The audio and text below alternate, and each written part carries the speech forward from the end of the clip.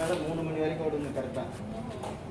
அப்புறம் காலையில் பக்கெட்டில் மண் அள்ளி அந்த தண்ணிக்கெல்லாம் மண் போடுறாங்க.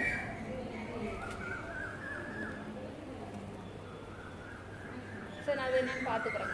சரி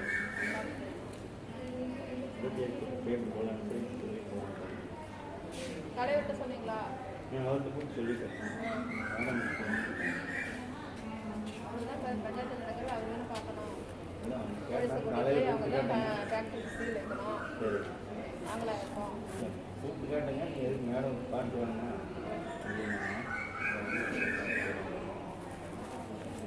எங்கள் தலைவரை நான் நோட்டீஸ் கொடுத்தேன், அதுவும் விடல. சரி அவர் தான் நோட்டீஸ் என்ன பர்மிஷன் இல்லாமல் இது ரன் ஆச்சுன்னா அவர் தானே நோட்டீஸ் விடணும். அவர் பஞ்சாயத்துக்குள்ளார அப்புறம் இங்கே தாட்டி விட்டா என்ன அர்த்தம்?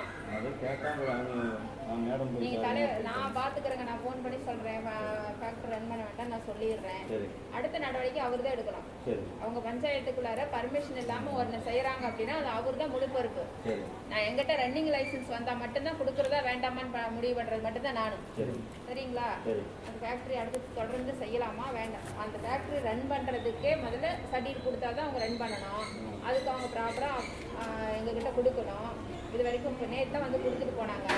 அது ரன் பண்ணலாமா வேண்டாமாங்கிறது சர்டிஃபிகேட் கொடுக்கறது நான் பல ப்ராசஸ்லாம் இருக்குது, அதெல்லாம் முடிச்சுட்டு தான் நான் வந்து கொடுக்கலாமா வேண்டாமான்னு முடிவு பண்ணணும். இதுதான் என்னுடைய வேலை. சரிங்களா? உங்க பஞ்சாயத்துக்குள்ளார எது நடந்தாலும் உங்க தலைவர் தான் பொறுப்பு.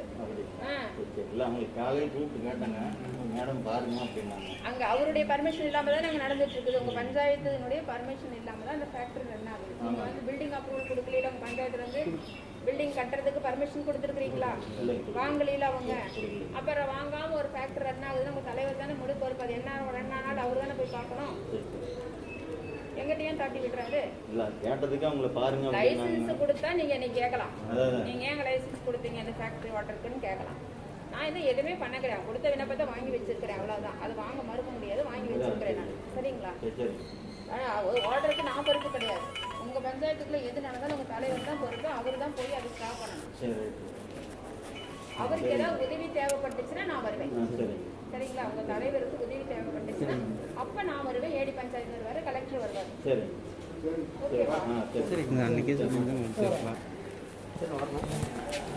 இல்லை இது அந்த அம்மா அன்றைக்கி வந்தாங்களா, அந்த அன்றைக்கே சொல்லியிருக்கலாமல்ல? ஏன் நம்ம ஊருக்கு வந்தாங்கல்ல, அந்த அன்றைக்கே இப்படி தலைவர் தான் எடுக்கணும்னு சொல்லியிருக்கலாமல்ல?